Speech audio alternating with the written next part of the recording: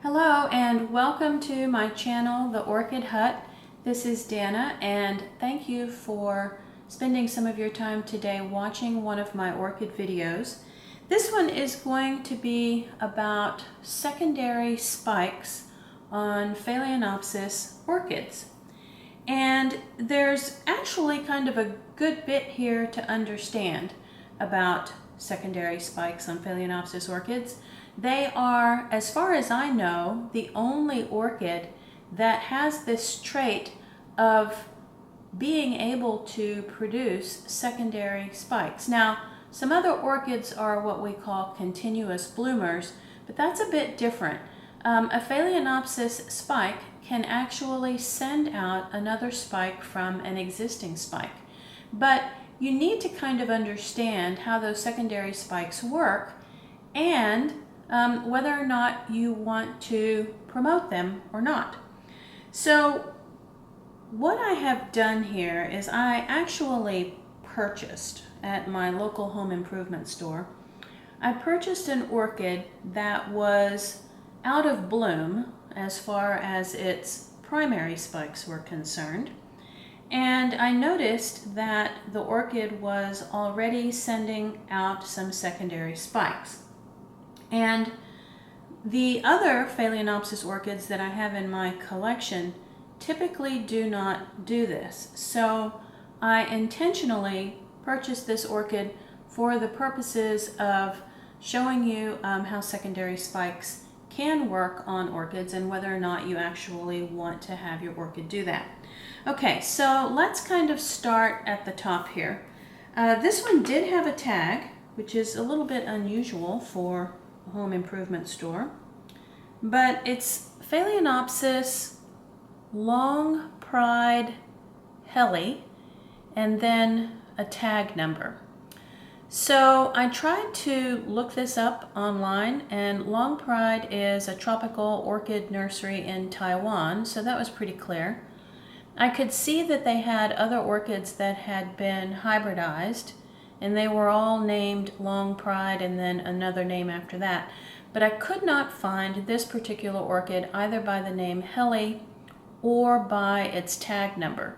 So it might just be that it's very new and doesn't have, any kind of documentation on the internet yet.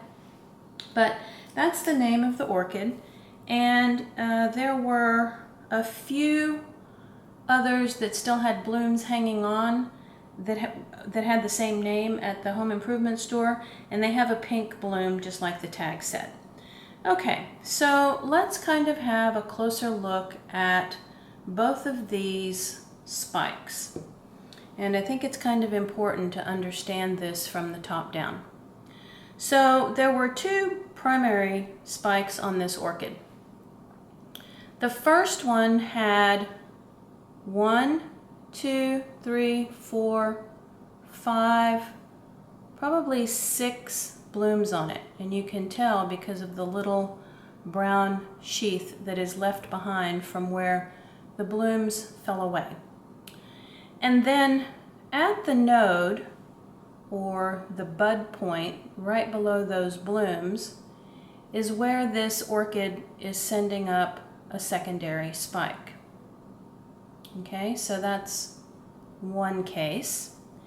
And then on the second bloom spike, it looks like there were 1, 2, 3, 4, probably 5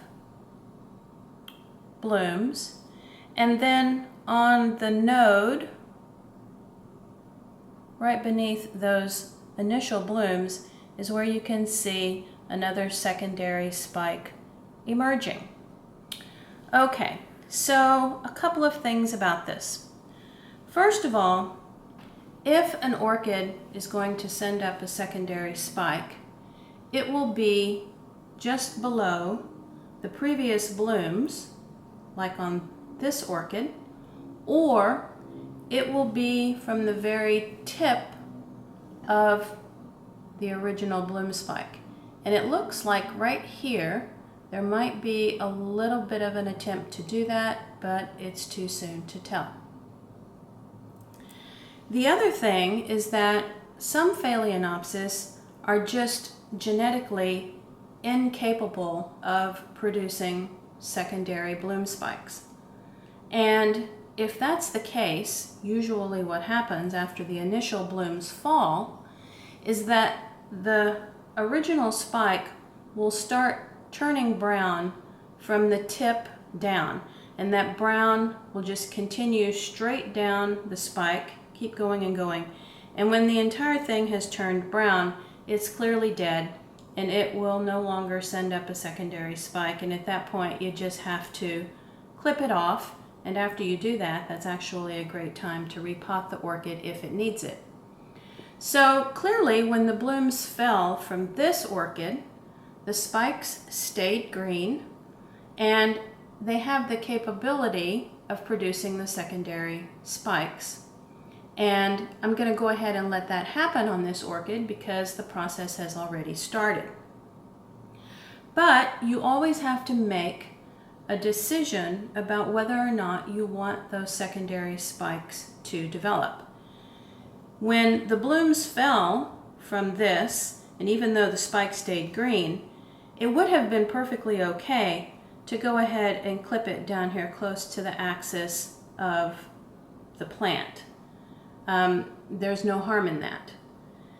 And in fact, that's what I always choose to do with my other Phalaenopsis orchids, because I'm from the camp that believes taking the bloom spike off allows the plant to more quickly and more easily go into a root growth and vegetative growth phase, and I want the plant to be healthy first. I don't want these old spikes hanging around to sort of drain the energy from the orchid. So my choice, and it's personal preference, whether the spike has turned brown or stayed green, when the blooms fall, I always cut it. And so I may have some Phalaenopsis orchids that would produce those secondary spikes, but I don't encourage them. Now, typically, usually, almost always, secondary spikes have smaller blooms and a fewer number of blooms. So the secondary spike blooming will oftentimes not be as showy as the blooms that came from the primary spikes. And oftentimes as well, letting those secondary spikes develop and bloom will prevent the orchid from sending up a new strong spike from the base of the plant the next time that cycle sort of rolls around for the orchid.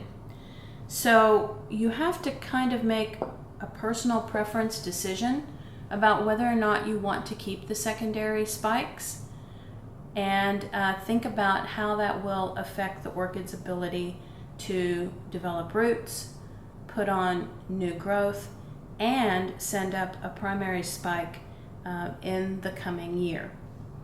Okay, so I'm going to go ahead, and since this one has already started with its secondary spikes, I'm going to go ahead and let those develop just so that we can follow this orchid along and see how these blooms compare to what might have been there originally.